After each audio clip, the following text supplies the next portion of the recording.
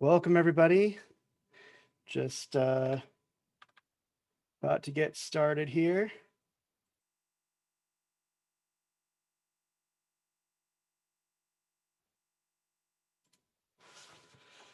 Trying to spice things up a little bit.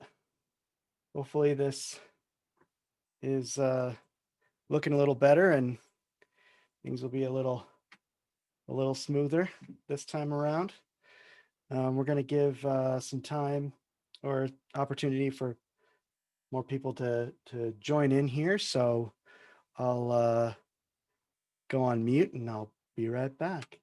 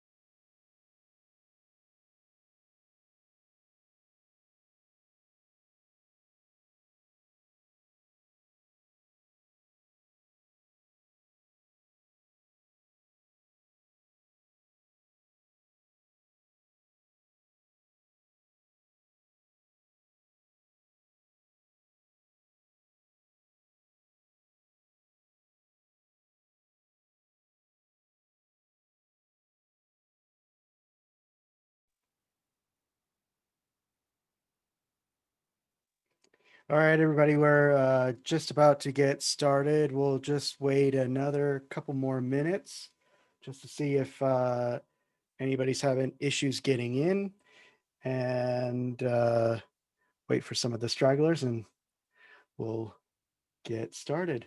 Be right back.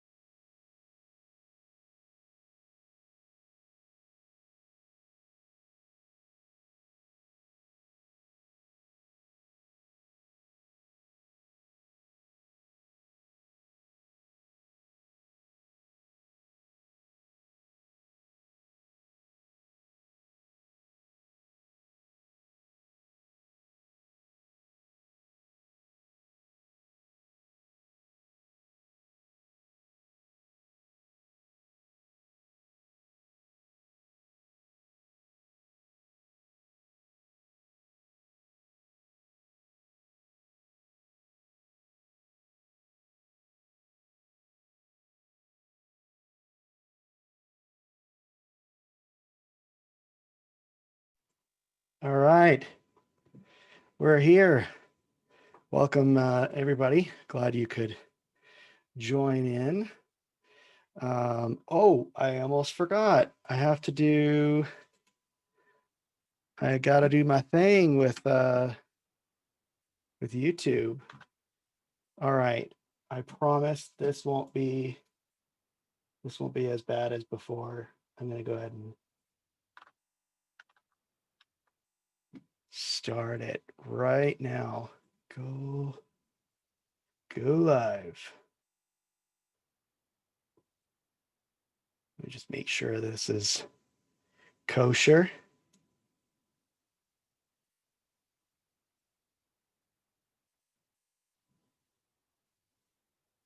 Okay, I think we're live. We better be. It looks like it's working. I think we're good. I'm just gonna let it go. It says stream is healthy. So we're going. So yeah, again, welcome everybody. It's great to see you back here. So let me just pull up my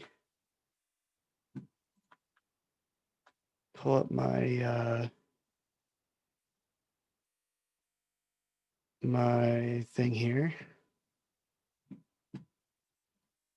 All right. Let's see. This guy. So yeah, so we're on day 3, and if you're new here, you can go to day 0 and get caught up. Some of this stuff might be familiar, but if you missed day 2, but or if you've worked with Cypress before, but it's pretty easy to get caught up. So yeah, so check out day 0 if you're new, or you could always go back to whatever you need to get a refresher on. So sessions going forward are going to be a little shorter, but the important thing here is that that we're getting the concepts, because these concepts are really important. Just like with the last one with dealing with network requests, and we're going to do more on that today. Um, but yeah, they're important. So so you'll have extra time to really solidify those concepts, give them a try, and of course I'll be available on Slack and so forth if you need help with that. So last session, we learned about advantages of not hard coding your test data. My strategy is to use a data object that's at the top of your spec or describe block, and basically by doing that, we can we're not hard coding the data, and if we need to pump different data in or update that data, it makes it a lot smoother, easier to maintain. And especially with funky data, depending on your application, it might just look weird. So it might be distracting. And so by having it all in one place, it makes the test itself super readable. So so applying this principle in the sign-in test is straightforward. So we have our sign-in test and const data, username, and password, and then in the sign-in test itself, you're just replacing what we type in for the username and password with data.username and data.password. So pretty straightforward there. You are also, so in the last session, I gave you I gave you the challenge of replacing sci.url with dot location. I didn't tell you what side dot location was or how it worked or anything like that. In fact, I probably was a little unfair and didn't really give you much more direction than that. What I was really hoping was to give you guys an opportunity to go into the documentation and see for yourself how it works and see how you might implement it instead. Um, and what I was really hoping was that that you would find a better solution. So, like we have this assertion here: site.url should equal base URL plus slash, or the index that was from the sign up test. So so we made that assertion, but by doing location path name, you actually can you eliminate the need for that base URL. So like I said, I was hoping that you guys would take the opportunity to look at the docs and see how location works. And the Cypress documentation, the API docs, or the individual command docs, are pretty much follow the same format. And so by becoming familiar with one command, you kind of understand how the documentation for the other commands are going to be laid out, which is going to make you more efficient when looking up documentation for other commands. Okay. So so yeah, so according to the side.location docs, by passing in path name, that yields just the path, and then we can replace that assertion. So on the sign in page, a user can click a link below the sign in button to sign up. So how do we assert that the link is there and takes the user to the sign up page? So think about that for a moment. So we're on the sign in page. There's a link that says, do you have an account? If you don't, click on this. So how do we assert that link works as expected? So one way that we could do that is we could do site.contains, and then the text content of that, and then click on it. And then just like we learned, site.location path name should equal, and then home. So we're just making sure that oh, I actually goofed on that. So that should actually be sign up, because when we click on that, it takes you to the sign up page. Oops. But anyway, you get the point. That's one way to do it. The other way is, well, let me talk about the drawbacks. So so by clicking on that as part of the test, we're now navigating away from the page. So if we were to do that in say like the sign in test, so we're say we're going to we go to the form, we put the username, the password in, and then we say, okay, well, let's make sure that that sign up page works as expected. So we click on that. Then how do we continue and sign in? Well, we have to navigate back to log in. I don't know if the data is still there, but then we can continue. Can't do it after we click sign in, because that navigates you away, and that doesn't make sense. So so yeah, it's kind of weird, because we're navigating there and back, and so forth. And the other thing too is we're mostly testing the browser at that point, right? We're testing to make sure that, okay, if I click on this link, the browser is going to take me to the location that's specified by that link. So it's not really a super valuable test anyway. But let's just say we had to check to make sure that it's there, that it has the right textual content, and that it's going to take you to where so to where it's supposed to. So now we can do site.contains just like before, but then we can assert that it has this attribute href of sign up.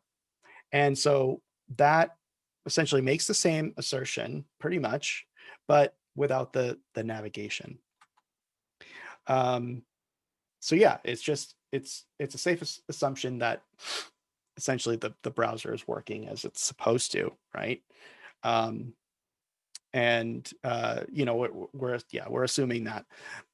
So the rest of the take home challenges were around network requests. We learned how to declare alias routes, and or declare routes and then alias them, and then use that with sci.wait. And then with sci.wait, if you remember, we're using that to essentially stop, wait for that request before continuing. That way we ensure that the application is in a more ready state before we continue to interact with the DOM. So yeah, declaring and aliasing routes in the sign-in test is the same as a sign-up test. So yeah, sans create user. So we're doing sci.server just like before, sci.route, and declaring these four. So pretty straightforward there.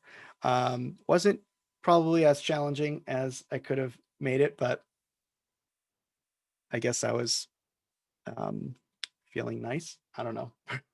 All right. So yeah, so waiting for the routes at the end of the test is exactly the same. So we're doing sci.wait login, and this @ symbol, if you don't remember, is the syntax for calling uh, an alias. So anytime you want to reference an alias, you have to prepend the @ symbol there. Oh, so that was something that, so I lied. It's not exactly the same. So you can actually put these. So in the other test, we did sci.wait 3 lines, but you can actually use an array, pass in an array of aliases if they're kind of sequential. That's another way of doing it. So pass an array of aliases in. So those last 3 in the test, if you remember, let me see if I can actually pull that up here, and I'll show you guys. So if we go back to this test,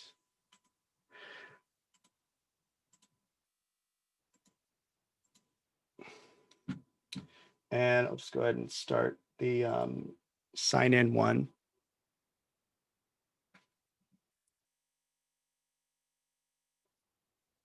So with this sign in test, let me make sure you guys can actually, yeah, you guys can see that. So with the sign in test at the end, we do these assertions here.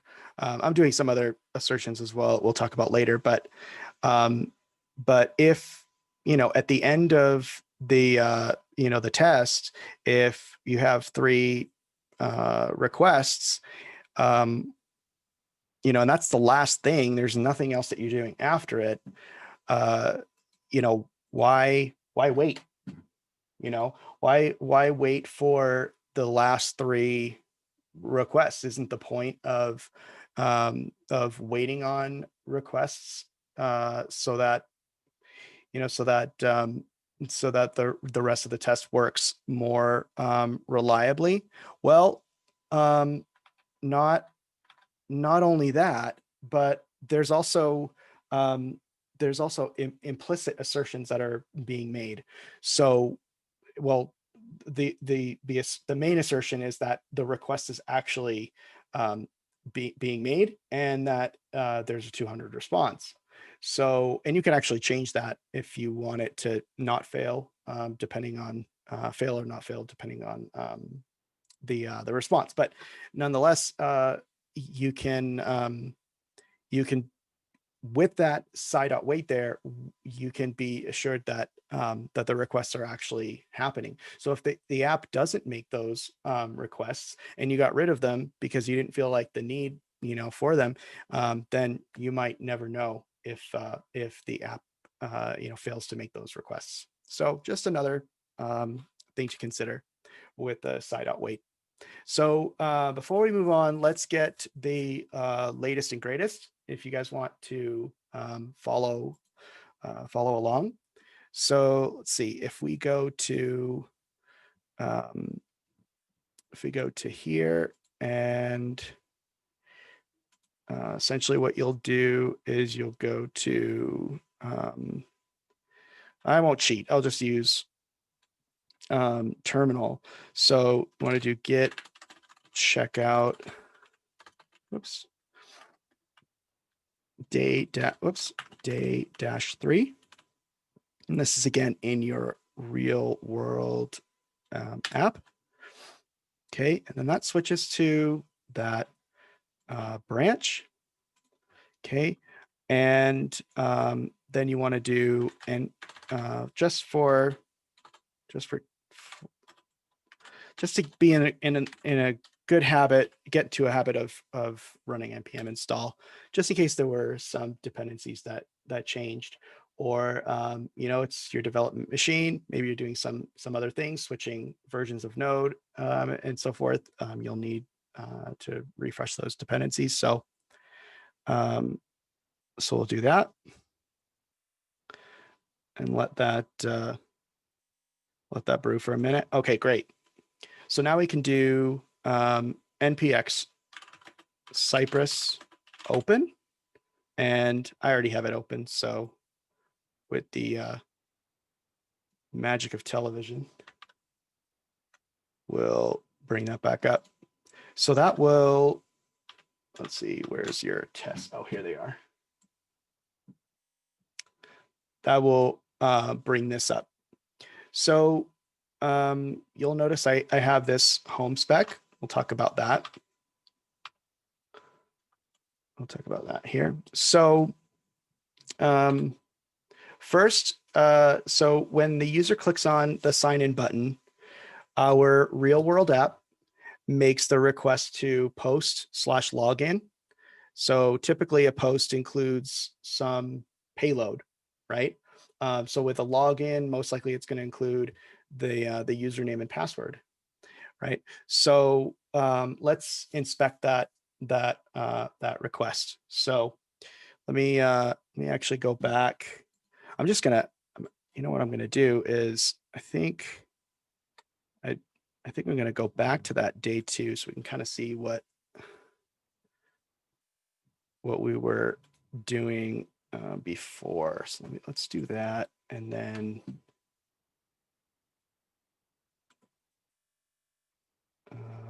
just let's see.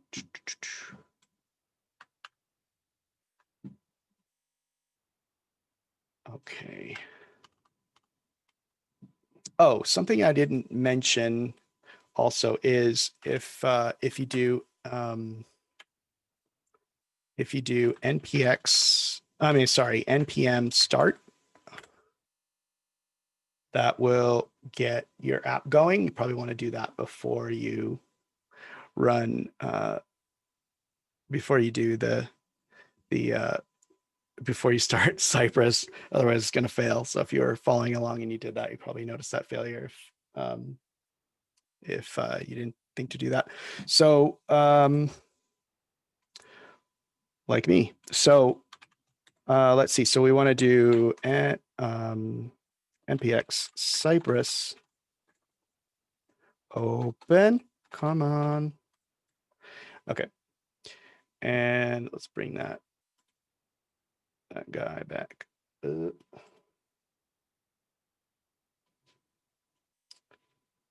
Where did that window go?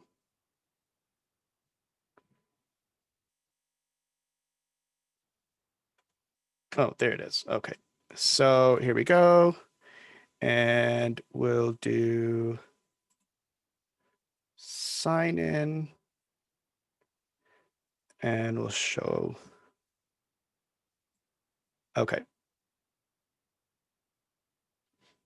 All right. So I'm going to bring up, on Mac, it's Command Option I. I'm going to bring up the console. This is something that I usually have open all the time. And you can actually set it to open automatically every time you open the runner. If that's something that you're interested in, we can add that to a lesson, or I can write a post about it, or you can just message me. I can show you how to do it. But anyhow, so we have this, so we have the sign in spec, and right at the end, we have this post login, right? And if you click on that, you'll notice here that there's a request and there's a body. And then right there, we've got password, username, and then also this remember. And I'm not sure what this type login is yet, but that's it. So it does have that. So now if we want to, what if we want to make an assertion on that? Well, you can actually do that with side.wait. So not only are you using side.wait to wait for the request and implicitly making an assertion that the request happened and got, it was made and received a positive 200 level response. You can also assert that the request or the response, or you can rather make an assertion on that request or response body, or anything else that's returned by this. If we go into here, if you set up the VS Code intelligent completion or whatever, IntelliSense, then you actually do get these helpers here.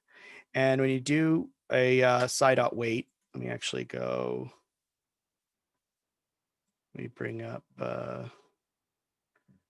this other one here. So you know what, we've got to update this. Let's go ahead and add this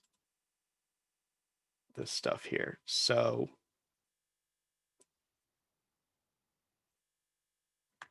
let's do this. Let's add these, just like we demonstrated. And then let's go ahead and add those weights. So we're going to go ahead and add this login wait. Let's see where we add it. We add it to after we remember me, input, sign in, and then right here. That should do it. Let's just check that.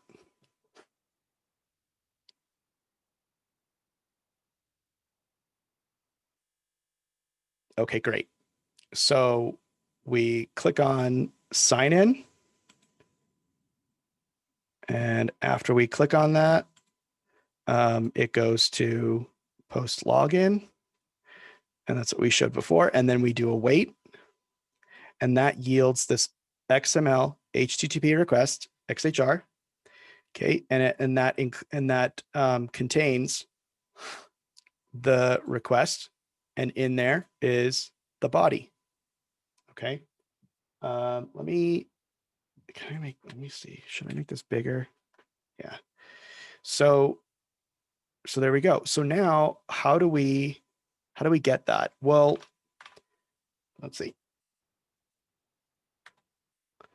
So we saw this. We saw that clicking on an XHR outputs the details in the console, and we saw that had the username, password, and so forth. So what does side.wait yield? Oh, that was what I was going to show you just a moment ago. So if we go back to here and we hover over, So we can see here that this colon means this is what it returns. Okay. And it returns a Cypress chainable cypress.weight.xhr. So we can actually, let's see, we can go to type definition. So I did right click and then go to type definition. That might be a VS Code plugin. I'm not sure if it is. Just ping me on Slack and or contact me and I'll get you that that that plugin or extension. And actually, I'll put it on the content page, the day 3 content page. So yeah, so we got a type definition, and then that returns this chainable weight XHR.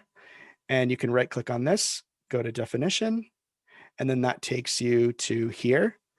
And you can see now you've got, and if you're not familiar with TypeScript, don't let this, don't let this overwhelm you. Just run with it.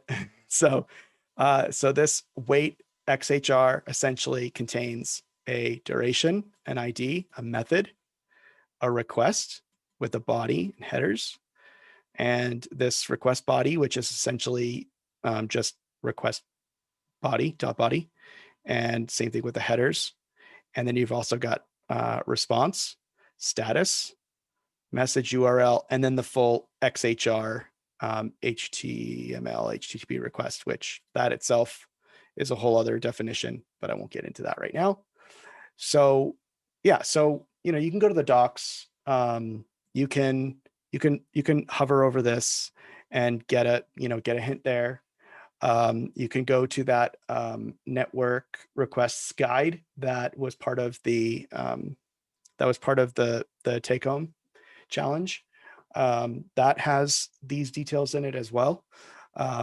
Or, like I showed, where you can use the type definition. So, just a few different ways to get, to answer that question. What does sci.weight return? So now that we know what it returns, now we know that if we want to make an assertion on it, .should, oops, that was totally wrong. Look at different language. Sci.should, how does that work? Well, it takes whatever's yielded before it, which we know what it yields, and it makes an assertion using a chainer on whatever is yielded to it. Its subject. So its subject is what the previous command yielded. Okay. Now we know that sci.weight returns that whole thing that we just showed you, and that contains the response. And then in the response is the body. The body is what we want to assert, right? So we're going to use we're going to use its okay, and then request dot body. Okay, so that's going to take what was passed by the sci.weight, and it's going to get its request.body and then pass that forward. It's going to yield that, and then the subject that will be the subject of .should. And we want to see that it should equal what? It should equal data dot user name. No, I'm sorry. What am I doing? Username. Data dot username. And password, right? Now let's see. Oh, we forgot our data object. Let's put that in. I'm just going to do a little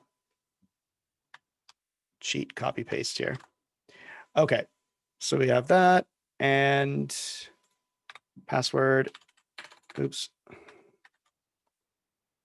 I swear I'm a better typist when I'm alone and nobody's watching. Data dot password. Come on, dude. Come on, Mike, you can do this. Okay, and then there was another thing. It was it was remember.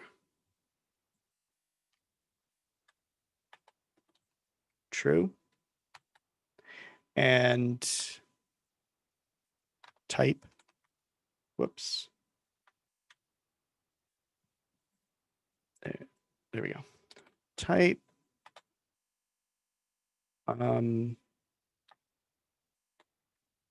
Login, like that. Yeah.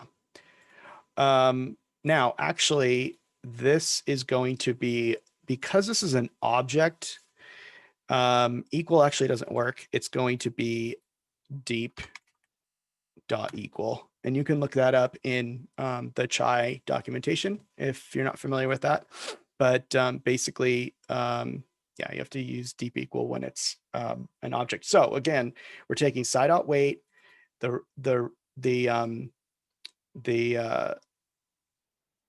XHR that it yields. We're taking the request.body out of that, passing it to should, and we're doing a deep equal to this. So we're making sure that the body equals exactly that. So let's just test it. See if we did it right.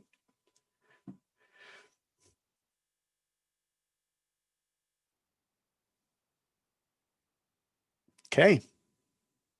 So we've got that. It shows under here, but that's okay. So it's request body, and we could actually click on these and check it. So this yielded this guy. Okay. And then this is what the actual was. This is what the expected was. Okay. Everything works. Cool. So we talked about the different, we talked about the different places that that you can go to look for that answer. What does sci.wait return, or what does it yield? And we talked about sci.should and how to make that request using, assertion using deep equal. Okay. So, and yeah, and like we said, sci.wait returns yields response.body as well. So you can make assertions on that.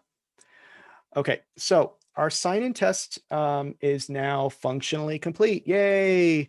So if we look at it, you might say, well, this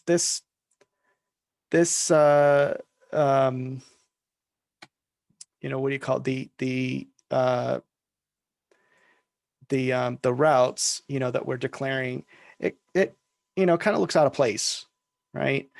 We're reading this test, and what is this, server and route stuff? I just want to know what the test does.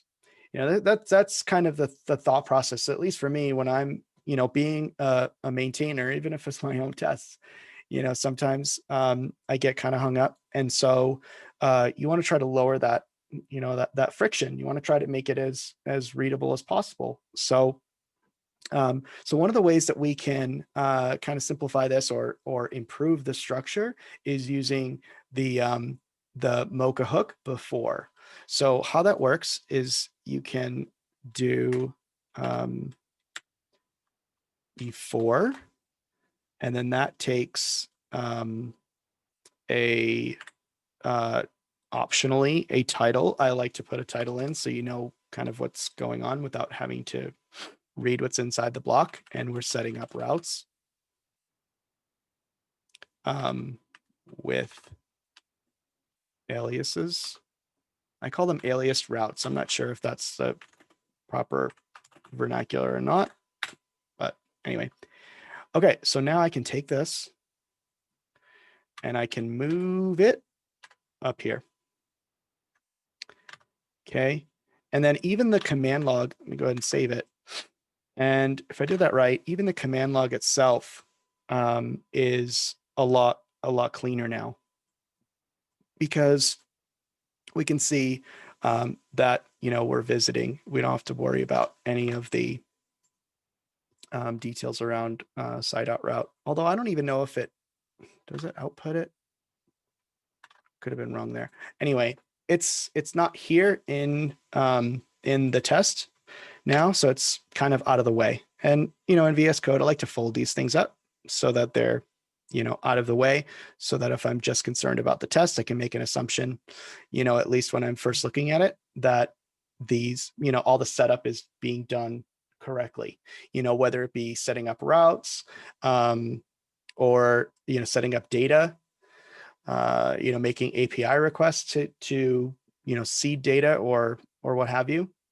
That's all done in these hooks, and then the test itself is just for testing. Nothing else, nothing extraneous. So if you can have it be excluded, then then exclude it, put it in the hook. In one of the tests that I'm doing in my day job, there's some preliminary things that I need to do on the UI that has to be done through the UI before I can test. And even though that's not quite the same as setting up routes, or the same as making API requests, it's we're going through the UI. I still like to just put those in those hooks, and then as and then the test itself is just for making the test, or making the assertions, and any setup is taken out. Okay, enough of that. That's more than you probably need to hear. And so we talked about that. So, oh,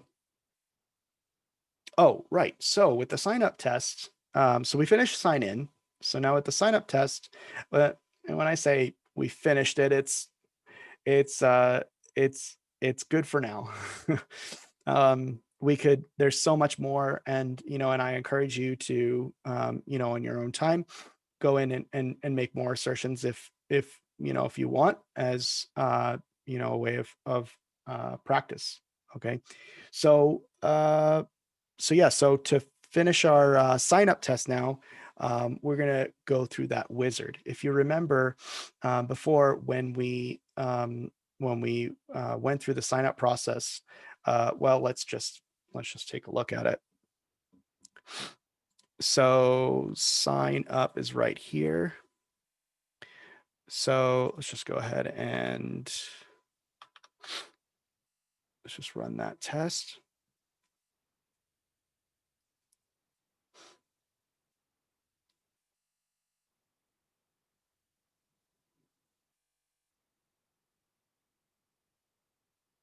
Okay. So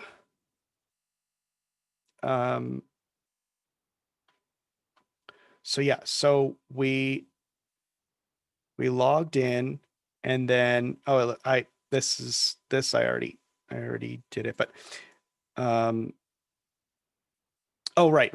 Okay, yeah. So with this, we are signing in as the new user that we just signed up, and then we're making an assertion that the dialog is visible, right? So that's the end, or the last thing that we did with the sign up. So what we're going to do is actually go through this now. While we're here, one of the things that I often do is in the runner itself, if I want to add some additional steps and I don't quite know what that looks like, I'll actually try it right inside here. And like bank name, and let's do this, and save. And you can see there's requests over here. You can see those going in. And okay, so finished, done. Okay, so doing that now gives me an idea of what that process is. So now I can work on adding that. Let me actually just go ahead and refresh this to get me back to that spot, so then I can start looking at I can start inspecting the DOM. What did I do here? Let's refresh that. I think I messed up that user. Yeah, I messed up that user. That's okay. We can fix it.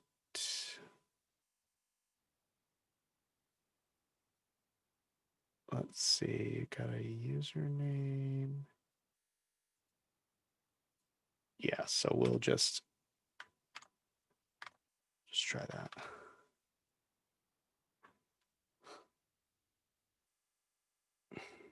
Oh, see, this is exactly why we have the data. So let's cheat here. So we'll go ahead and add those back in. Okay. So that's where we were before. And then we, let's see, we have our routes. Let's put those in. Okay. And then let's put this stuff back.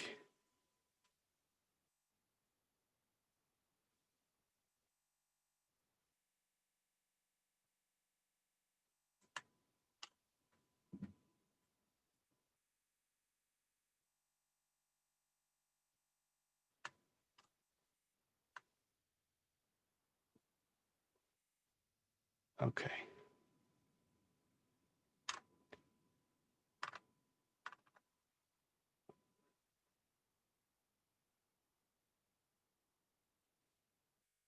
All right.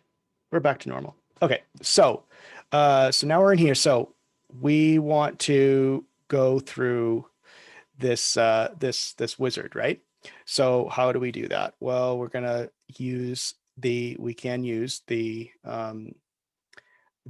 selector playground to get, you know, kind of a quick and dirty thing here. So we can do copy, and we'll do this. So we'll go here and we'll say that, and then dot click. Okay. Make sure that works. So another thing you could do too is sci.contains. That's my favorite. It's a button and it says next. So we're clicking the next button. And then the next thing we want to do is get the bank name. Okay, so copy that. And we'll do, let's see, type, right? And then we have to type in a bank name. Let's go up here and do bank name. This is our data object. And we'll do ours well go. And we'll do right here now, data dot bank name. Okay. And, you know, for you know, straightforward tests like this, maybe you know, maybe you don't run it in between.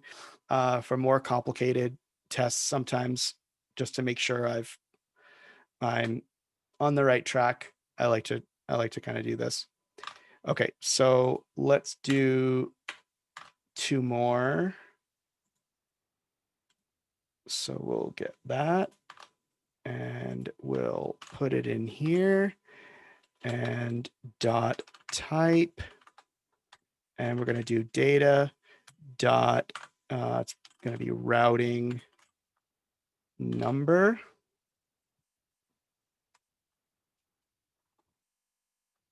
Routing number. And then we'll just do that because I know that it'll accept it. And we'll do account number.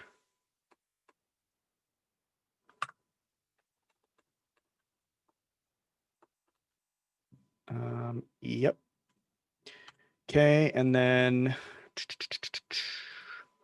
so now we can do, let's grab that. Okay, copy it, go in here, paste that guy, dot type, data dot account number, and then sci dot contains button save. Let's see, save. Let's try that.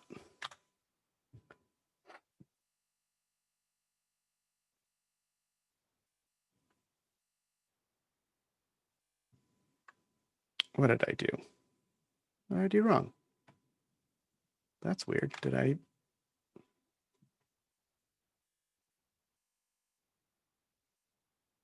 have a typo or something?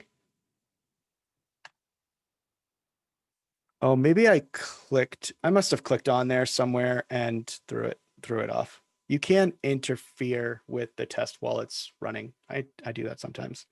And then you just restart it. Okay, so now we're at the point where, oh, I grabbed the button, but I didn't actually click on it. So let's just go ahead and do dot click. Okay. And then I think on the last page, there's like a done. So I can do sci dot contains button done.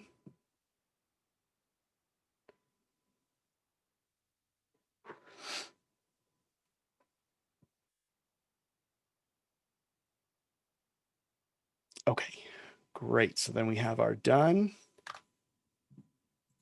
So we have done and then dot click. Yeah, let's do that. So we've gone through the wizard, and obviously we're asserting that that we can get these elements, these the fields, right, and the buttons that we're clicking on, and that we can click on them, right, and that they do something, right? Otherwise, we wouldn't be able to do the next command, that follows. And then when we're done, this dialog goes away.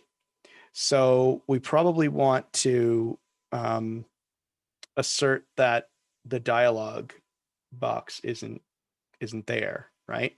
So we can do sci.get, and then it's the dialog, which is role equals dialog, like that. We don't have to put the title or anything like that in it. We just want to assert that there's no dialog boxes open. I think that's sufficient. And then dot should not dot exist.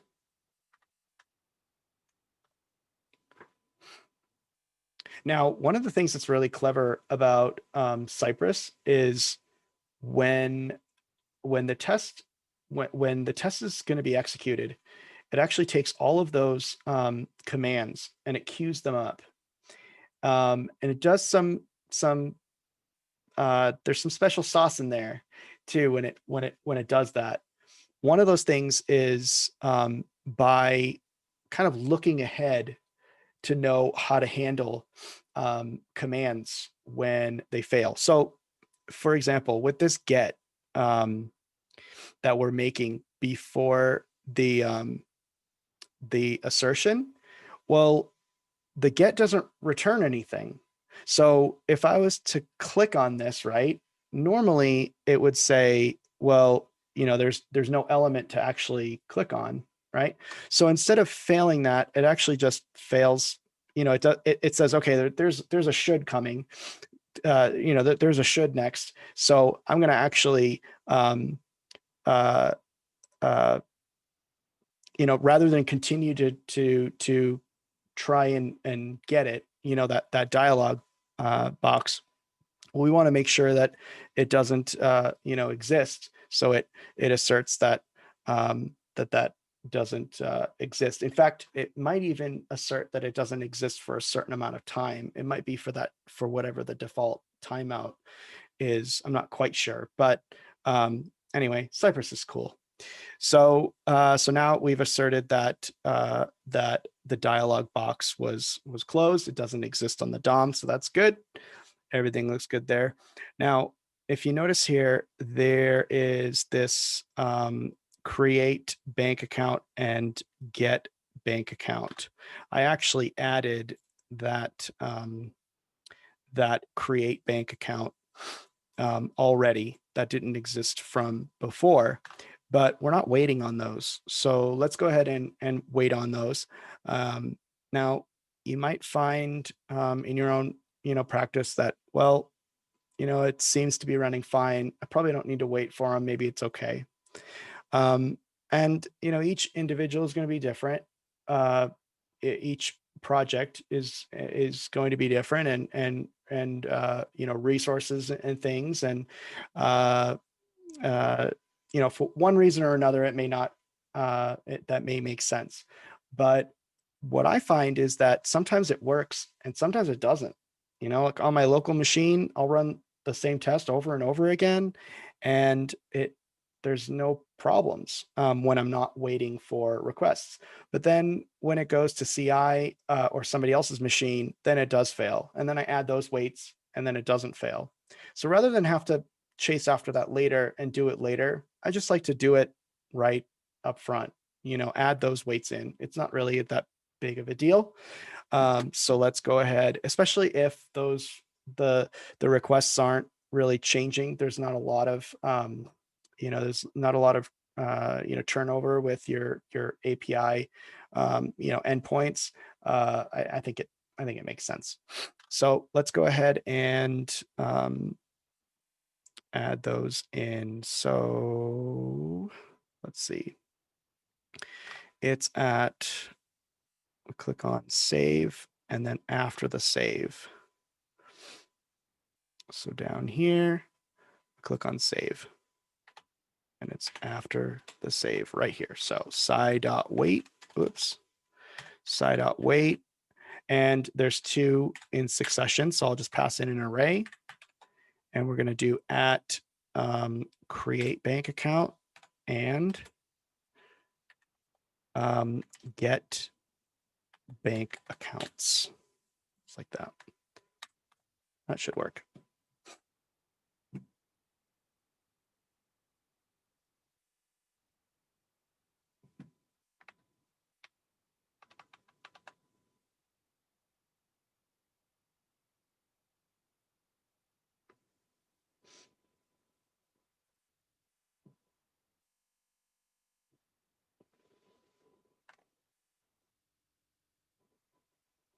Okay.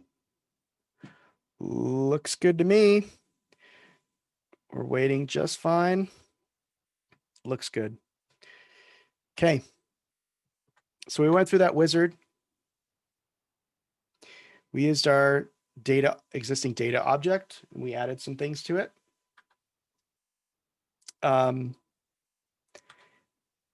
Yep. So yeah, so the user clicks next, saves the bank information, triggers two requests to those bank accounts and endpoint, and click done, and then the wizard closes.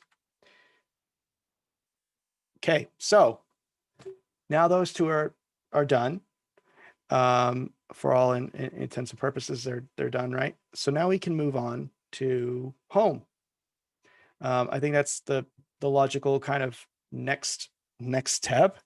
And home is at the it's the index route, and we were asserting before that we were at home when we logged in or when we signed up and logged in.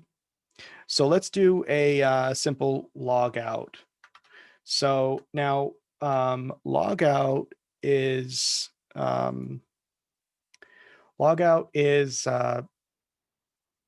its own thing. I mean, the homepage is its own thing. Logout is done from the homepage. So I don't think it fits into sign in or sign up. I think it should get its own thing, its own spec.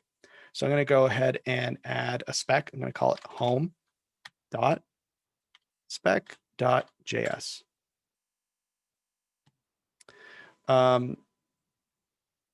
So just taking a step back here, I did kind of lead you guys astray. I probably should have waited to have you guys open the or check out the day 3 if you wanted to actually follow along and write all this stuff out. I'm kind of going a little bit quickly through this, so perhaps it wasn't so bad if you guys want to kind of follow along that way. I'm figuring this out as I go. If you guys have any feedback about it, or suggestions, I'm certainly uh, open to that.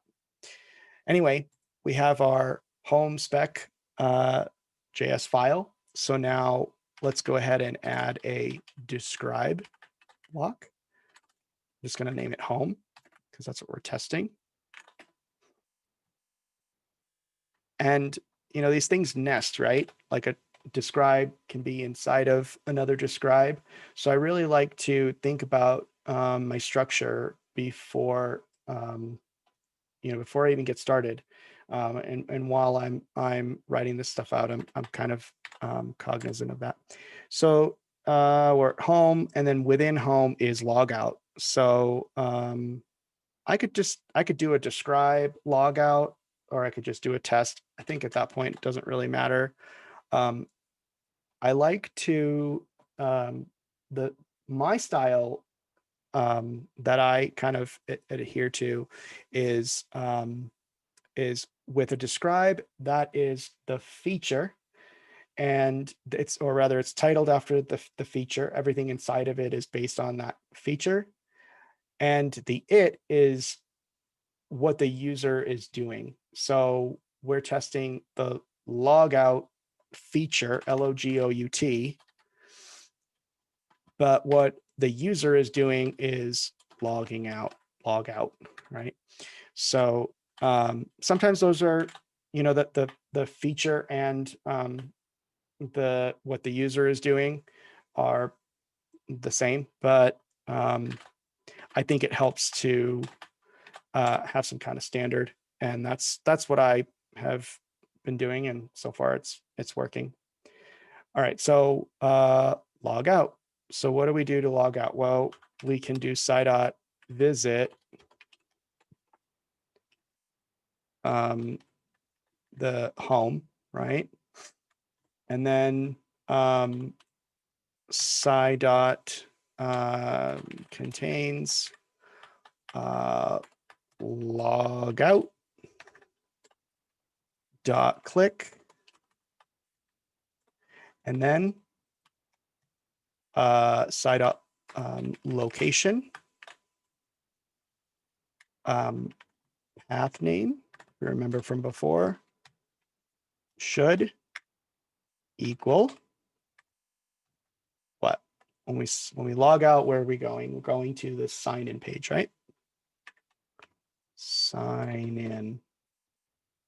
Okay, let's go ahead and save that, and let's bring up this guy. You'll see here now we've got the home spec.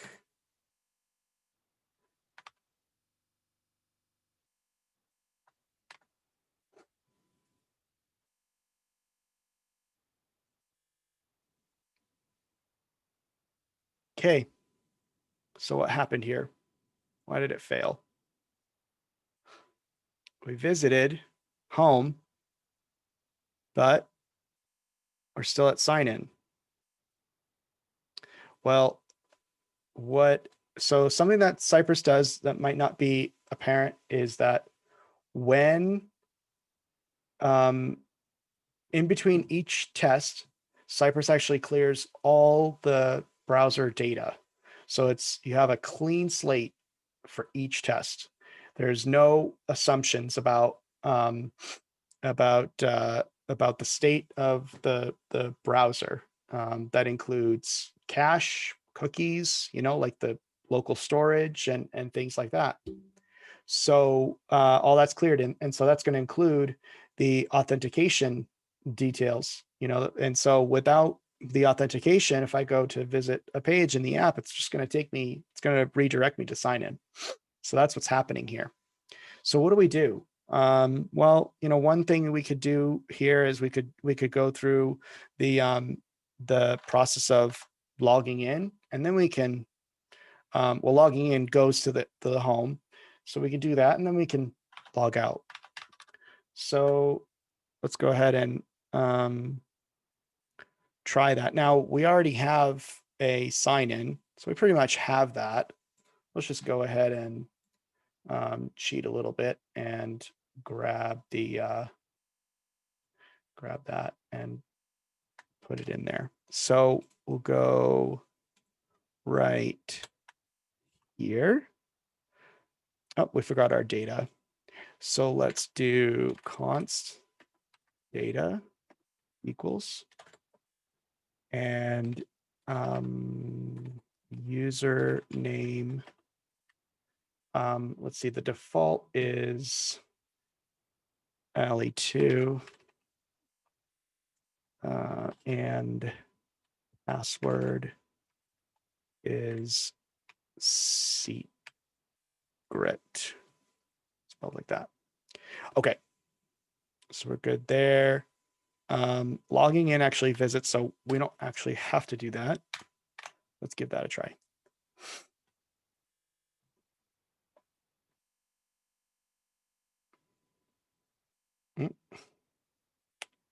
What went wrong? Oh, we forgot our routes. Let's put those in there too. There we go. That's better.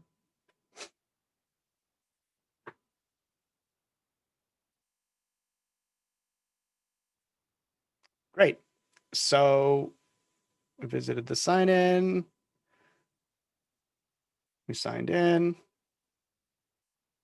And then we grabbed logout, clicked on it. It made a post to logout. And then we made an assertion on that path name and asserted that it equals sign in. So that worked. I think we can improve this. We could step it up a notch. If you remember before, one of the things that that I really kind of believe in is taking out any of the setup out and putting it into a hook. So let's just go ahead and do that now.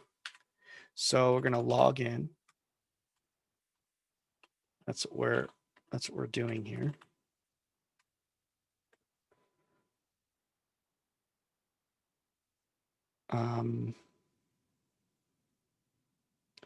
Okay, yeah. So we're going to do this. Move that up here. And let's go ahead and save that. So now you can see in here, there's a before all.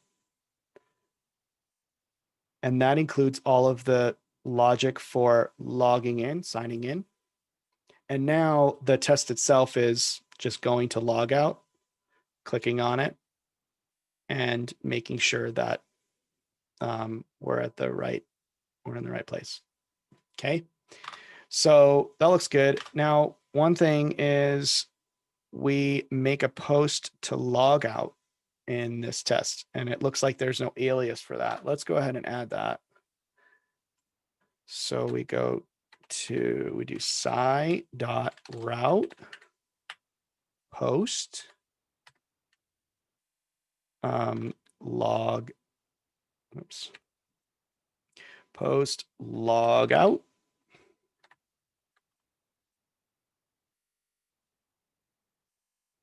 That's what I'm missing, this. All right, and then as log out. I think that's good.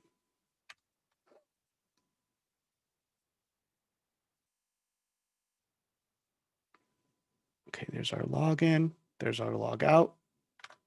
And now that we have our route, we can actually go here and do this and do sci.wait, log out.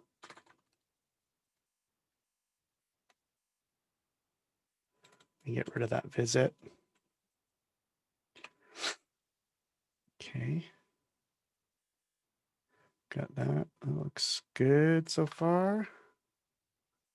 Okay. I think that's it. So, if yeah, some of you might know where I'm going, where I'm going with this, or not be surprised by my, suggestion that uh, going through the going through the through the front end, going through, yeah, essentially interacting with the DOM to log in to do something that we've already tested. We have another test that goes through that is somewhat problematic, especially at scale. If we do everything through the DOM and we don't, utilize the there's other alternatives we can talk about, but essentially you're adding more risk. You're opening up yourself to problems, because interacting with the DOM is more problematic. It's slower. You've heard flaky tests, right? That's something that we can't escape completely, but we can try to avoid it. We can try to avoid, interacting with the DOM, and that will help, kind of speed things up a little bit, and it will keep things, more reliable. Keep your suite running more reliably. Now, a lot of times you can just go through the API. Something that's pretty common is essentially making a request to something like a login endpoint, and then whatever that returns, be it a cookie or token or what have you, you can then use that and set that in the browser. So like you can write to localhost. Now, real world app, to my knowledge, doesn't quite work that way. And I haven't really figured out how it works. As part of your take-home challenge, kind of unofficially, I guess, is I challenge you guys to go out and if you can, go into the application and figure that out. Figure out what exactly the application does. Now, I'll kind of show you my leads here, so to speak. So this is, or my observations, I guess. If you go in here and go to application, there's a couple of things. So we have local storage, and we have this auth state. We'll come back to that in a moment. We have session storage that doesn't have anything. And then we have cookies, and cookies has, I bet it's been cleared. So let me go into here, and I will pause right after I log in. So I'll do sci.pause. And that way we have the, we know exactly what the state of the browser is after the point that we log in. Okay, so back to this. We've got cookies. We have this connect SID, and it's this huge long thing. Now, this alone isn't enough to authenticate. So if you have this set as a cookie, which is set just by making a request to log in, it still, you still just navigate to back to the login page. And as I said before, session is empty. So we have this local storage. Now, this thing is ginormous. There's tons of data in here. Um, and I don't know when we're navigating to home, what data in here is necessary in order for the application um, take us home and not reroute us um, to login. I don't know if it needs to be all of it or if there's just some of it that needs to be there. Some of this stuff's pretty convoluted, and I mean, it's pretty deep too. And so doing something like, making a request and having this, super huge object is not really feasible, and certainly not scalable. I wouldn't even know quite honestly how to set it. So yeah, so that's kind of where I left off. I haven't really had a chance to look much further into it, but what I do know is that the cookie by itself isn't enough, and most likely it's has to do with this auth state um, value. So um, so yeah, so maybe there's something there. If you figure it out, let me know. I'll probably next. I probably won't have a chance before this next upcoming session, but probably sometime thereafter, I'll have a chance to look into it. But but yeah, I challenge you guys to look into that, and then we can have we can talk about how to make a request if you don't already, using side request, how that works, and use that method. Okay, so yes, we created that home spec.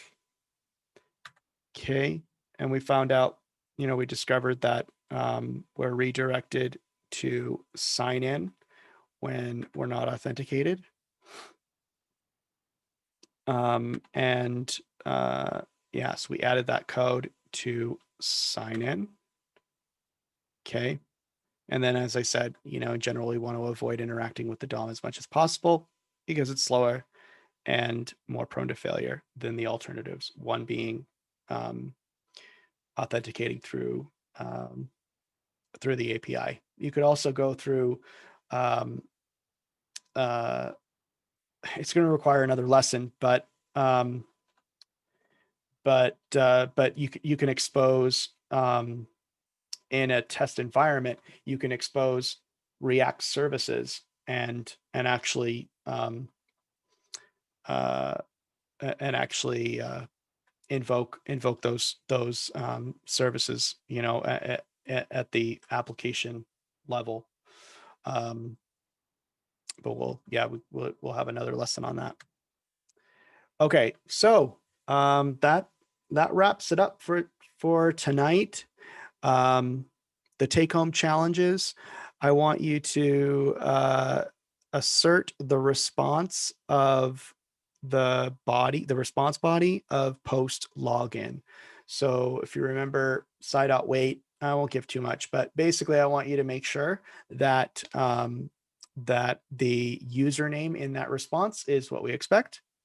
Also, I want you to go to home. You can use the current method now, the one that I just showed you, and test that those nav components work, the left nav, and then anything else that you can essentially click on. And then using what we already know about setting up routes and waits, um, I want you to set up all those routes. So when you click on one of those left nav items, for example, I want you to look at the runner, see what routes are don't have aliases, set those routes up, with aliases, and then I want you to put in the side out weight in there. I think that's a good exercise, especially if you know, you're new to it. I think that'll help to kind of solidify that concept. And then maybe for you advanced guys, or guys that, you know, maybe and girls that might not be, you know, that might be a little bit more savvy or experienced previously with Cypress. Uh, Help me out with that authentication. Let's see if we can figure out how to authenticate without going through the front end. And that's it. That's all I have. I appreciate all you guys and the you know, the time that you spend and your participation on and offline. I'll be on. I don't see any. Oh, it looks like Trevor here said, "Do you not recommend putting this in the before?" I'm not sure what you mean. Do you mean um, logging in? Oh, okay, gotcha. All right, so yeah, yep. So there you go. Yeah, moving that into a before is right. So you had the right idea. Um, anyway, thanks guys. Appreciate you. I'll be on Slack if you guys have any other questions. You can reach out to me tonight or anytime before the next thing. Oh, I forgot to mention too, if you go to um, iheartjs.dev/, let me actually show you what I'm doing here. .dev/ day -3. That should take you to, yep, that takes you to the day 3 content page. And that has all the stuff that we just talked about today, pretty much everything in that kind of presentation form. So it's all in there, including the take-home challenges. So if you need to reference it, go in here. I've got some images that I need to put in there still. And yeah, if you have any other questions, let me know. Thanks again for joining, and have a good night.